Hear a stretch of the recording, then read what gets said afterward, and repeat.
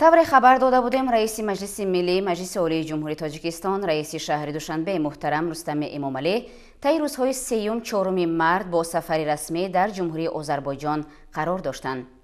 дар чаҳорчӯбаи сафари расмии муҳтарам Рустами Эмомалӣ бо роҳбарияти олии сиёсии ин кишвари дӯст дидору мулоқот анҷом доданд. зимни ин мулоқотҳо масъалаҳои вобаста ба рушду тавсияи муносиботи миёни ду давлат матраҳ гардид ва дар асоси он тавофуқоти тозаи ҳамкорӣ ба даст омад.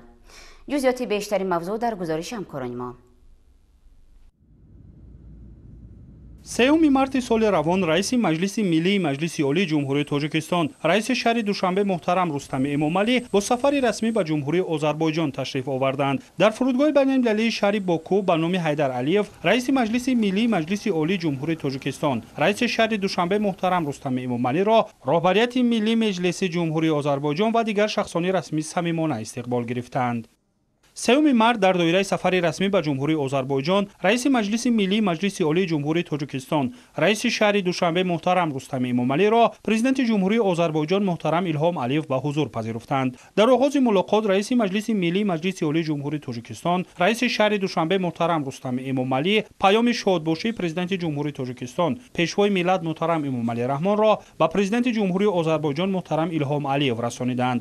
дар вохӯрӣ маҷмӯи васеъи масъалаҳои ҳамкорӣ дуҷониб ва бисёрҷонибаи сиёсӣ ва иқтисодию тиҷоратии Тоҷикистону Озарбойҷон ва нақши парламентҳои ду давлат дар рушду таҳкими муносибатҳои байнидавлатӣ, ҳамкорӣ дар доираи ташкилоту созмонҳои минтақавиву байналмилалӣ, аз ҷумла Созмони Милали Муттаҳид, Созмони амнияту ҳамкорӣ дар Аврупо, иттиҳоди давлатҳои мустақил, Созмони ҳамкории исломӣ ва Созмони ҳамкории иқтисодӣ баррасӣ карда шуд. тавре таъкид гардид, имсол ба барқароршавии муносибатҳои дипломатии байни ҷумҳурии Тоҷикистон ва ҷумҳурии Озарбойҷон 30 сол пур мешавад. ба муносибати 30-солагии барқароршавии муносибатҳои дипломатии байнидавлатӣ дар ноҳияи шемахи ҷумҳурии Озарбойҷон боғи дӯстии Тоҷикистон ва Озарбойҷон бунёд карда шуда, бо ин мақсад аз Тоҷикистон зиёда аз 3000 ниёли дарахтони мевадиҳандаи ба иқлими Озарбойҷон мутобиқ интиқол дода шудааст. дар идомаи суҳбат ҷонибҳо вобаста ба беҳтар гардонидани фаъолияти комиссияи байниҳукуматии ҷумҳурии Тоҷикистон ва ҷумҳурии Озарбойҷон оид ба ҳамкории иқтисодӣ, густариши робитаҳои минбаъдаи тиҷоративу иқтисодӣ, хусусан афзун намудани ҳаҷми гардиши молу маҳсулот байни ду давлат табодули афкор карда, дар ин самт таъсис додани шӯрои машваратиро муҳим ва саривақтӣ арзёбӣ намуданд. дар мулоқот ҳамзамон вазъ ва дурнамои ҳамкорӣ дар соҳаи саноат, нақлиёту коммуникатсия, энергетика, кишоварзӣ, сайёҳӣ ва робитаҳои фарҳангиву гуманитарӣ мавриди баррасӣ қарор дода шуд. ҷонибҳо зимни вохӯрӣ ҳамзамон мавзӯъҳои муҳими вобаста ба вазъи минтақа ва ҷаҳонро баррасӣ намуданд. худи ҳамон рӯз дар доираи сафари расмӣ ба ҷумҳурии Озарбойҷон, раиси маҷлиси миллии маҷлиси олии ҷумҳурии Тоҷикистон, раиси шаҳри душанбе муҳтарам Рустами Эмомалӣ бо нишони эҳтиром ва аршгузорӣ ба таъриху тамаддуни давлатдорӣ ва шахсиятҳои машҳури Озарбойҷон ба оромгоҳи роҳбари умумии миллии ин давлат Ҳайдар Алиев ва гулгашти шаҳидони Озарбойҷон ташриф оварданд. раиси маҷлиси миллии маҷлиси олии ҷумҳурии Тоҷикистон, раиси шаҳри душанбе муҳтарам Рустами Эмомалӣ дар назди оромгоҳи Ҳайдар Алиев ва шаҳидони Озарбойҷон гулчанбар гузошта, бо эҳтиром рӯи гузаштагону шаҳидонро пос доштанд. дар маросими гулчанбаргузорӣ раиси маҷлиси миллии маҷлиси олии ҷумҳурии Тоҷикистон, раиси шаҳри душанбе муҳтарам Рустами Эмомалиро намояндагони воломақоми парламенти ҷумҳурии Озарбойҷон ҳамроҳӣ намуданд.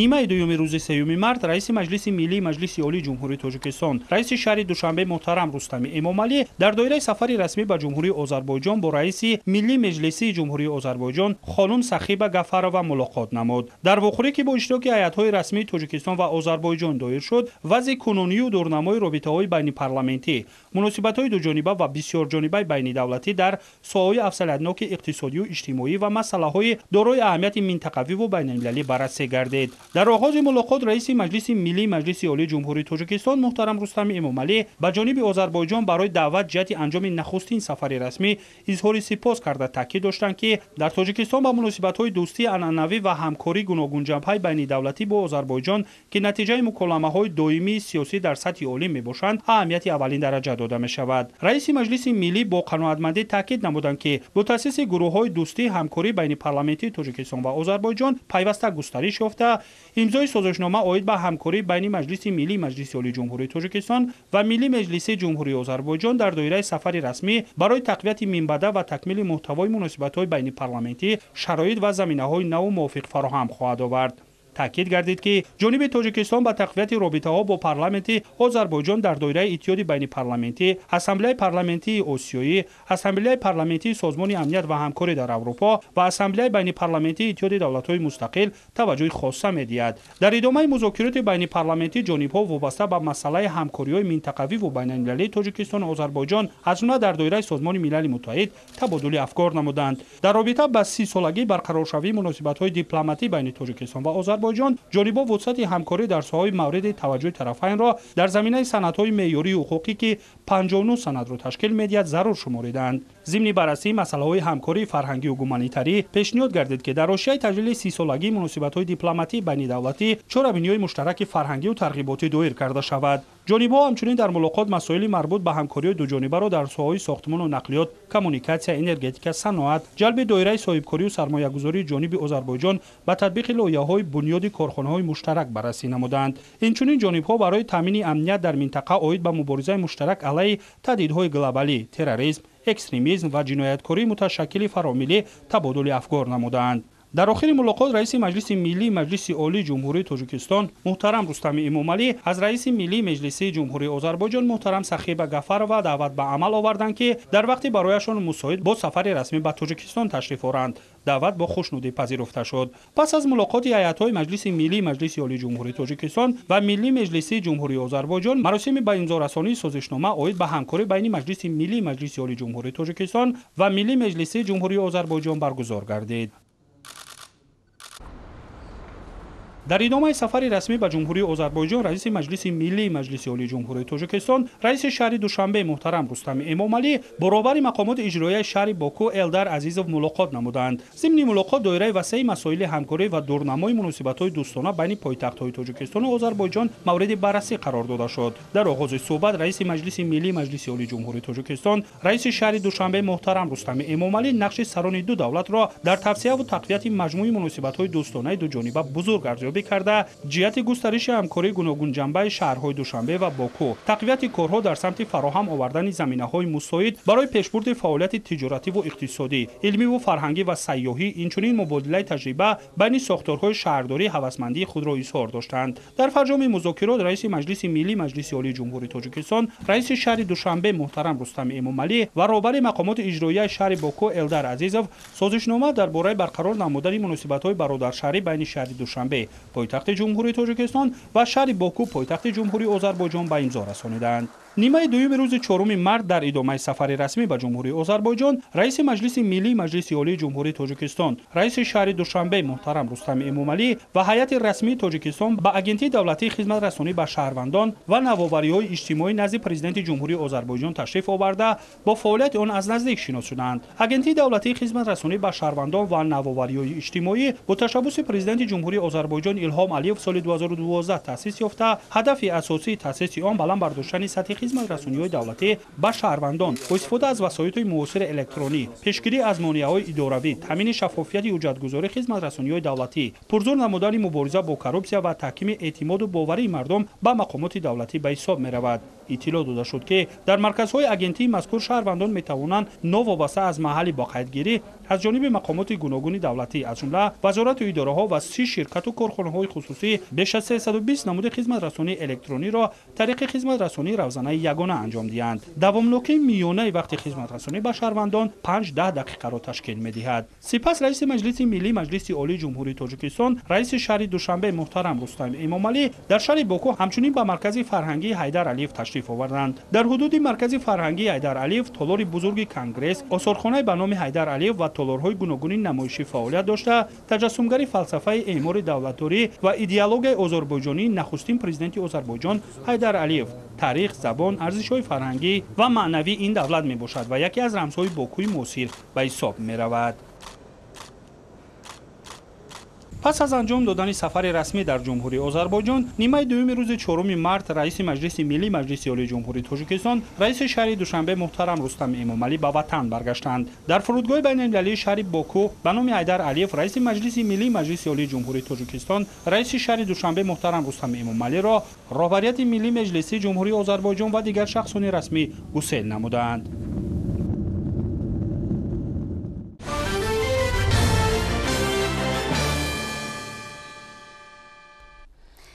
امروز در اکادمی اداره‌کنی دولتی نزد پرزیدنت جمهوری تاجیکستان تحت عنوان سهم امامعلی رحمان در عملی نمودن مقام و نقش شایسته زنان در جامعه کنفرانسی بین المللی علمی عملی برگزار گردید. در کار همایش مسرور عبدالله‌زاده مشاور بخش یاردمچی پرزیدنت جمهوری تاجیکستان اوید به مسئله‌های رشد اجتماعی و رابطه با جامعه، نمایندگان وزارت و اداره‌ها، زنان و بانوان، سابقه‌داران، استادان و دانشجویان اشتراک و سخنرانی نمودند. گزارش همکارانمان در این خصوص. سهم امامعلی رحمان در عملی نمودن مقام و نقش شایسته زنان در جامعه چنین عنوان گرفته بود همایشی که بخشیده به روز مادر در اکادمیای اداره‌کنی دولتی نزد پرزیدنت جمهوری تاجیکستان برگزار گردید. ضمن افتتاح همایش مسرور عبدالله‌زاده مشاور بخش یاردمچی پرزیدنت جمهوری تاجیکستان اوید به مسائل رشد اجتماعی و رابطه با جامعه اشتراکچیان را به مناسبت روز مادر تبریک نموده درباره غمخوری و توجه همیشگی پیشروی ملت محترم امامعلی رحمان نسبت به بلند برداشتن مقام و مرتبه زنان و مادران در جامعه اظهار نظر کرد. ذکر شد که طی سالهای صاحب استقلالی در جمهوری تاجیکستان به دستگیری دولتی زنان و تشبس‌های سازنده آنها دقت مخصوص روانه گردیده پیوسته کوشش به خرج داده می شود که این نیروی سازنده و قشر فعال جامعه به رشد استوار مملکت سفربر کرده شود. باعث افتخار و سرفرازی اینچنین خوشبختی ما زنان و بانوان جمهوری تاجیکستان است که امروز پیش از همه بیشتر و بیشتر توجه سرور دولت اساسگذار صلح و وحدت ملی پیشروی ملت محترم امامعلی رحمان به ما بانوان و زنان روز به روز زیاده گشته ایستاده است و این ما را وادار می سازد که همیشه در پرتو سیاست خیرتمندانه پیشروی معظم ملت کار و پیکار نماییم و در تربیه نسل نورست در تعلیم سهم ارزنده خود را گذاشته باشیم. رسالت زن مادری تاجیک امروز در جامعه معاصر به طوری باید و شاید من فکر میکنم که ادا شده ایستاده است، لیکن این کم است. ما باید که صادقانه، صافدلانه، یعنی باید مسئولیتی بلند رسالت خود را برای تعلیم و تربیه فرزندان و در جامعه گذاشته باشیم. همچنین در ادامه اشتراکیان همایش در خصوص تطبیق قانون و فرمانها و برنامه‌های دولتی وابسته به زنان سخنرانی کرده از چند سند معیاری حقوقی که برای حمایت حقوق و آزادی‌های زن قبول گردیدند یادآور شدند. ابراز گردید که در دوران صاحب استقلالی کشور در مملکت 20 سند مهم دولتی قبول گردید که در این سندها برای بلند برداشتن نقش و مقام بانوان و حمایت حقوق و آزادی‌های آنها تامین برابری گندری در جامعه دقت خاص داده می شود. در کار همایش اینچنین زنان سابقه‌دار و فعال زنان جامعه اشتراک نموده وابسته به فعالیت زنان در ساختارهای قدرتی ابراز عقیده کردند. قسم فرهنگی چاره‌بینی را هنرنمایی کارمندان شعبه فرهنگ و رشد استعدادهای اکادمی حسنی تازه بخشید.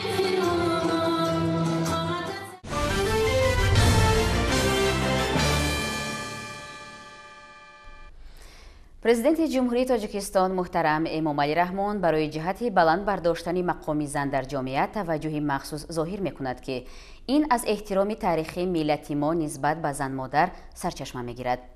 حالا زنان تاجیک در همه ساحه‌ها فعالند و سهم خود را می‌گذارند که این همه باعث افتخار و شرفمندی است. این شب و روزها در مرکزهای مأموری شهر و ناحیه‌ها وزارت و اداره و مؤسسه و تشکیلات بخشیده به روز مادر همایش‌های عمومی فرهنگی جریان دارند. خبرنگاران ما در همین باره شرحی بیشتر دارند. روز مادر را در دانشکده طبی اجتماعی تاجیکستان با تشکیل یک همایش عیدانه تجلی نمودند. اشتراکداران دایر به ارزش‌های ملی ما بابت احترام زن مادر، نقش زنان در تربیت و پیشبرد زندگی، بانوان یک جزء جدا نشونده جامعه و امثال اینها معروضه‌ها نموده، زن را برای بشریت سرچشمه حیات و نعمت بی‌گزند ارزیابی کردند. گفته شد که زن مادر عائله هستی و محبوب خاندان بوده برای فرزندان همچون راهنمای زندگی میباشد. با در نظر داشت نقش زن در جامعه دوام سالهای صاحب استقلالی با دستگیری به واسطه پیشوای معظم ملت محترم امومالی رحمان با مقصد بلند برداشتن موقع زن در جامعه دهها برنامه و استراتژی‌ها قبول و عملی گردانیده شد که برای فعالیت منتظم زنان و بانوان در تمام خواجگی خلق کشور امکانات فراخ را فراهم آورد. امروز در جامعه ما زن آموزگار، زن طبیب، کارمند حفظی حقوق، محاسب و به این مانند بوده سهم خود را در پیشبرد سیاست دولت و حکومت جمهوری تاجیکستان گذاشته ایستادند. گفته شد در همایش در دوران استقلالیت چنانکه که به همه ما معلوم است گرانت‌های پرزیدنتی که از سال 1997 تا این جانب تهیه گردیدند تا همین روز ما معلومات داریم که همگی قریب 10500 دانشجو دخترانی که از ناحیه‌های دوردست امکانیت تحصیل کردن نداشتند طبق کوتاهای پرزیدنتی و تمام مؤسسه‌های عالی کسبی کشور داخل گردیدند و صاحب کسب گردیدند. غمخواری دیگری پرزیدنت کشور این گرانت‌های پرزیدنتی می باشد که برای فعالیت زن‌های صاحب کار که این هم یک دستگیری به واسطه روبری دولت می باشد برای زن‌های صاحب کار. استراتژی بلند برداشتن مقام زن در جامعه این هم یکی از دستاوردهای دیگری دوران استقلال می باشد. حالا قریب 68% کارمندان ساحه تندرستی، بیش از 73% کارمندان ساحه معارف، 27% کارمندان علم و زیاده از 23% آنها که در ساحه‌های کشاورزی فعالیت دارند زنان و بانوان میباشند. همین گونه یک چاره‌بینی معرفتی را در موضوع زن عائله هستی مقامات اجرایی حاکمیت دولتی ناحیه سینای شهر دوشنبه راه اندازی نمود. در کار تدبیر ادانه رهبریت حزب ناحیه، معارفچیان، زنان فعال از محله‌های حدود ناحیه و دیگر شخصان رسمی اشتراک نمودند. گفته شد که امروز در ناحیه سینای شهر دوشنبه با نظر داشت اجرای برنامه و استراتژی‌های بلند برداشتن موقع زن در جامعه یک قطار کارهای ضروری سامان داده شده جهت دستگیری این زنان امکانیت‌های مساعد فراهم گردیده است. دوامی سال‌های اخیر بهره‌ور گردیدن زنان با گرانت‌های پرزیدنتی که برای فعالیت صاحبکاری آنها روانه گردیده است افزایش یافته این اقدام ادامه دارد. ابراز داشتن رهبریت مقامات اجرایی حاکمیت دولتی ناحیه سینا با اطلاع مسئولین از شماره عمومی کارمندانی که در دستگاه مرکزی و زیرساختارهای حدود ناحیه کار و فعالیت دارند اکثرا زنان میباشند. این عامل نشانه از دستگیری و توجه واضح دولت و ملت نسبت به زن مادر می باشد. برنامه هنری دسته هوسکاران مؤسسه های تعلیمی ناحیه پیشکشی حاضرین گردانیده شد که به کار آن انجام بخشید.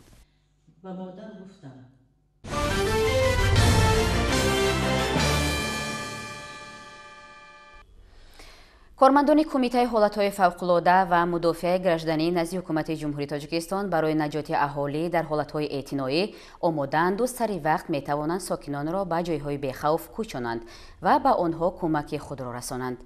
زیرا این ساختار دارای تمام شرایط و تجهیزات و تکنیک‌های مخصوصی کاری می‌باشد. پیوسته گذراندن آموزش و ترینینگ ها باشد از قسمت های دیگری فعالیت کارمندان مقامات محسوب می‌یابد.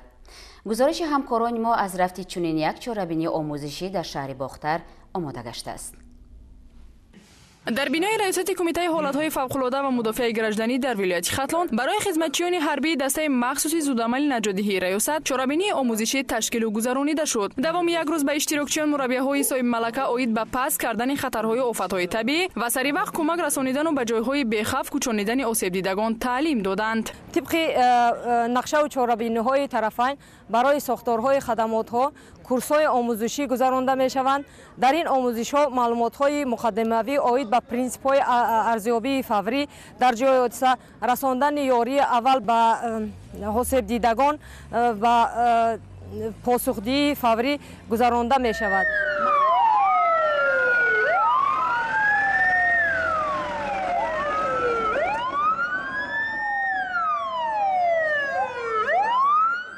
در روز دوم آموزش با رخ دادن حادثه ناخوش به کام آتش فرو رفتن واسطه نقلیات و درماندن مسافران و راننده در داخل ماشین ضمن صدمه نقلیاتی اشتراکچیان آموزش برای کمک شتابیدند. در این روز کارمندان بازرسی دولتی اتومبیلی، یاری تجهیزی و خدمات آتش نشانی ولایت هم به دسته مخصوصی زودعمل ریاست کمیته حالتهای فوق‌العاده کمک رسانی نمودند. در نتیجه کارمندان نهادهای بالاذکر هر یک کار خود را انجام داده با نشان دادن چست و چالاکی عاجلا یک آتش واسطه نقلیات را خاموش نمود و گروهی دیگر به نفرانی در صدمه نقلیاتی جراحت برداشته یاری اولین درجه طبی رسانیدند. در آخر همین آموزش ما یک مشق عملی تجربوی گذراندیم که مقصد اساسی گذراندن این کورس‌های آموزشی این یعنی بلند برداشتن مهارت کسبی پاسخ‌دهندگان به خصوص امو خدمات‌هایی که در همین پاسخدهی سری وقتی اشتراک میکنند بلند برداشتن مهارت کسبی آنها و ملکه آنها میباشد. یعنی با گذراندن مشغولیت‌های عملی اینتراکتیوی بین همه ساختارهای دولتی و غیر دولتی باید یک سیستم مکمل باشد که از روی آن همه خدمات ها با یکدیگر هماهنگسازی و همکاری کرده توانند. اکثرا وقت می شود که مقصد در برطرف کردن حالت فوق‌العاده تنها در یکجایی با خدمات حفظ ترتیبات جمعیتی حالت فوق‌العاده برطرف کرده می شود. امروز خیلی که شما دیدید در یکجایی با خدمات آتش نشانی، حفظ ترتیبات جمعیتی، یاری تجلیل طبی در یکجایی با نژادیندگان ریاست کمیته حالات فوق‌العاده مشق مذکور را گذراندیم. وظیفه‌ای که در نزد نژادیندگان ریاست کمیته حالات فوق‌العاده گذاشته شد با خوبی از اجرای وظیفه‌های خدمتی برآمدند. همین طریق در روز دوم دسته مخصوصی زودعمل ریاست کمیته حالت‌های فوق‌العاده و مدافع گردنی در ولایت خطلان دانش‌های نظریوی آموخته خود را عملاً اجرا کرده با استفاده از تجهیزات‌های نجادی و دانش و ملکه کسبی فوراً جراحت برداشتگان را از واسطه نقلیاتی به صدمه دچار گشته بیرون کرده و به بیمارخانه انتقال دادند. و گفته تشکیل کنندگان آموزش محض راه‌اندازی ساختن همین قبیل چاره‌بینی‌ها است که کارمندان کمیته حالت‌های فوق‌العاده و مدافع گردنی دانش و ملکه خویش را صیقل داده در حالت‌های سرزدن ناخوشی توانند سری وقت به آسیب دیدگان کمک اولینی خود را رسانند.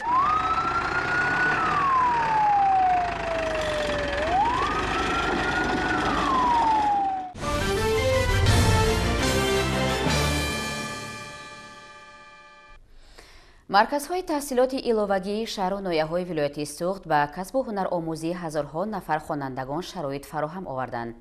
در 18 شهر و ناحیه‌های ولایت سوخت مؤسسه‌های تحصیلات ایلوگی عمل می‌کنند.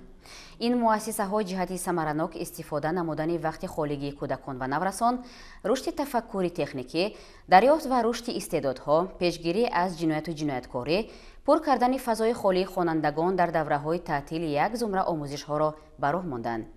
خبرنگاران ما در ارتباط به همین موضوع از ناحیه جبار رسولوف گزارش آماده ساختند.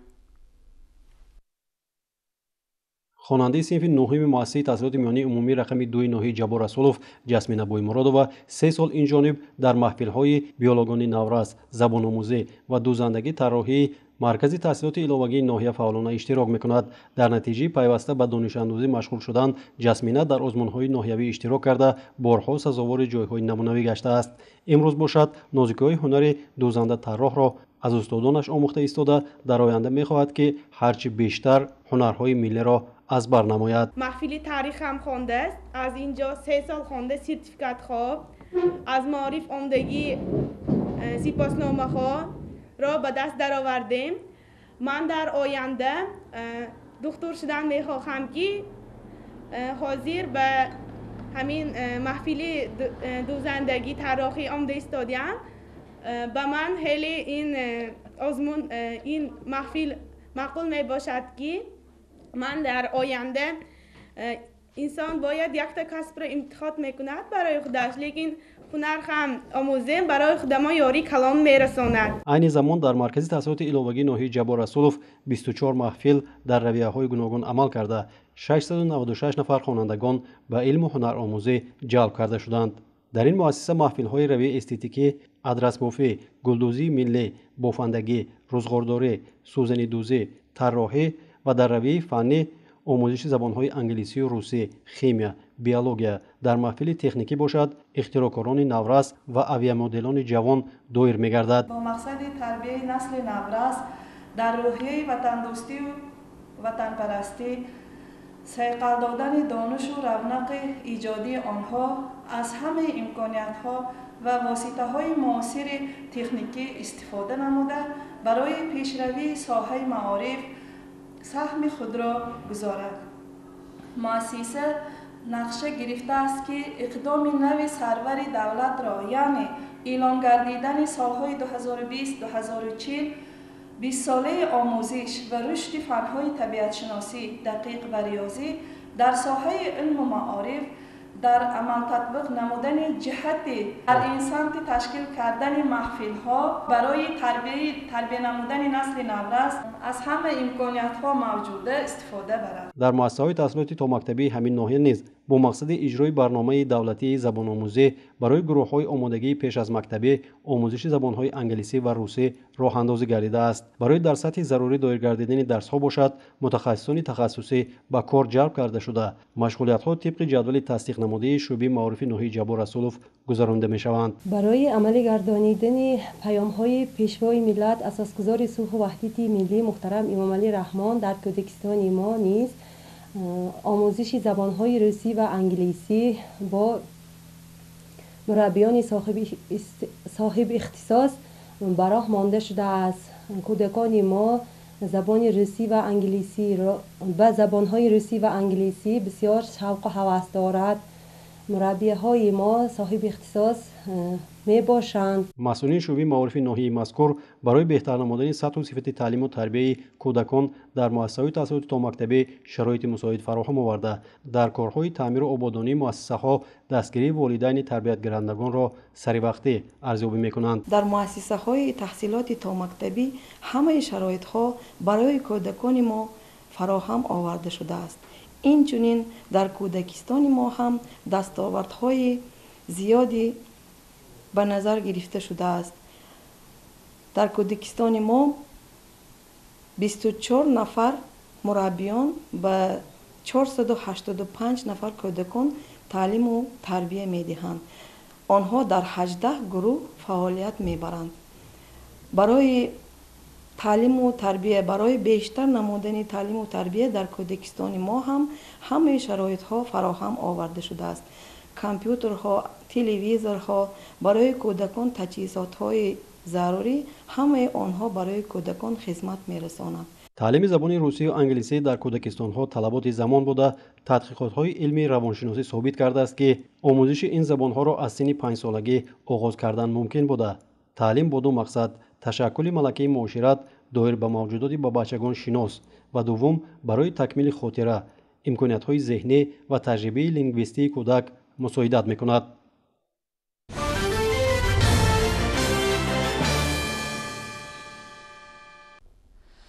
نمایش فروش کتاب‌های تازه نشر مؤسسه نشریه ادیب این دفعه در شهر ترسونزاده دایر گردیده دوستداران کتاب را خرسند نمود.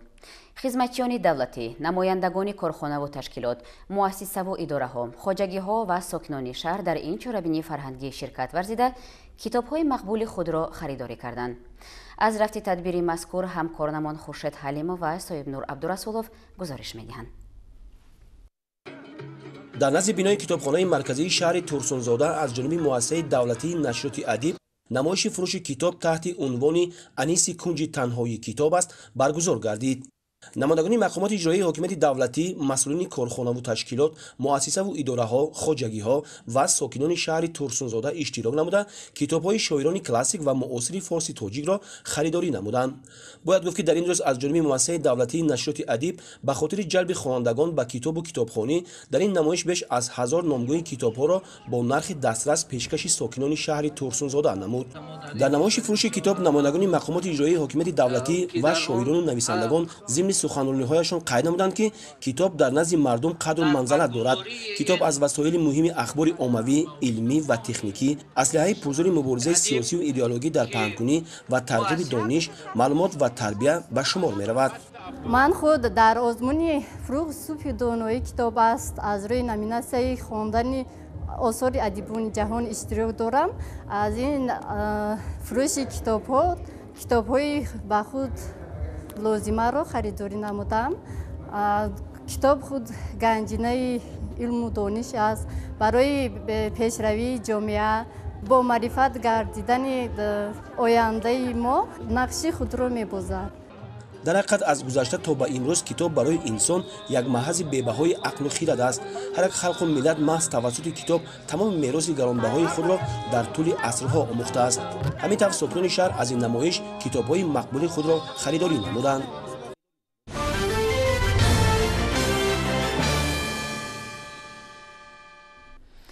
бо ҳидоят ва дастгириҳои асосгузори сулҳу ваҳдати миллӣ пешвои миллат президенти ҷумҳурии тоҷикистон муҳтарам Эмомалӣ Раҳмон ҷиҳати баланд бардоштани завқи китобхонӣ, тақвияти нерӯи зеҳнӣ, дарёфти чеҳраҳои нави суханвару сухандон, арҷ гузоштан ба арзишҳои миллию фарҳангӣ, инак соли чорум аст ки миёни қишрҳои гуногуни ҷомеа озмуни ҷумҳуриявии фурӯғи субҳи донои китоб аст баргузор мегардад. бобати иштироки фаъолонаи довталабон дар ин озмун дар шаҳри Исфара, мулоқоти масъулони мақомоти иҷроия бо хонандагон ва дигар завқмандони китоб доир шуд. дар кохи фарҳанги шаҳри Исфара бо мақсади ҷалби бештари хонандагон ба китобу китобхона ва тарғиби сиёсати маърифатпарваронаи асосгузори сулҳу ваҳдати миллӣ пешвои миллат президенти ҷумҳурии тоҷикистон муҳтарам Эмомалӣ Раҳмон оиди дар сатҳи баланд доир кардани озмуни навбатии фурӯғи субҳи доноии китоб аст, бо дастгирии мақомоти иҷроии ҳокимияти давлатии шаҳри Исфара вохӯрӣ бо ғолибон ва иштирокчиёни озмуни ҷумҳуриявии фурӯғи субҳи доноии китоб аст бо хонандагону омӯзгорони шаҳри Исфара баргузор гардид. дар вохӯрӣ 5 нафар иштирокчиёни даври ниҳоии озмуни фурӯғи субҳи доноии китоб аст иштирок намуда дар бораи иштирокашон дар даври ниҳоии озмун дар шаҳри Душанбе ва аз рафти баргузории озмун бо хонандагон суҳбат намуданд. ҳамчунин аз китобҳои мутолиакардаи худ ва шеърҳое ки онҳо аз ёд карда буданд ба хонандагон пешниҳод карданд. ман хеле шодам ки дар чунин озмуни бонуфуз ширкат варзида донишу малакаи худро сайқал додам. мо як гурӯҳ иштирокчиёни озмуни ҷумҳуриявии фурӯғи субҳи доноӣ имрӯз як вохӯрӣ ташкил додем, то ки иштирокчиёни имсола хонандагон ва ҷавонону наврасон боз ҳам аз ин озмун хабардор гашта ба ин озмун ҷалб шаванд. دوستدار شعر هستم. شعرهای زیاده را از بر نمودم. پیوسته کتاب مطالعه می نمایم تا از جهان معنوی برخوردار باشم. از این لحاظ خواستم در آزمون فروغ صوفی دانای کتاب است اشتراک نمایم. طول 2 سال می باشد که در آزمون فروغ صوفی دانای کتاب است اشتراک می نمایم. در سال اول فعالانه اشتراک نموده در دور جمهوری سزاوار جای 4 گشتم و در سال دوم فعالانه باز هم اشتراک نمودم. ҳамчунон бо иштирокдорон дар бораи он талаботҳое ки озмун дорад саволу ҷавоб карданд. ин вохӯрӣ барои дар сатҳи баланд баргузор намудани озмуни фурӯғи субҳи доноии китоб аст ки моҳи апрели соли 2022 дар шаҳри Исфара баргузор мегардад гузаронида шуд.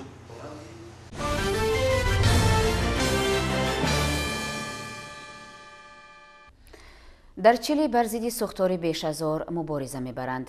вобаста ба офати табиӣ дар минтақаи Валпарайсои ин кишвар ҳолати хатар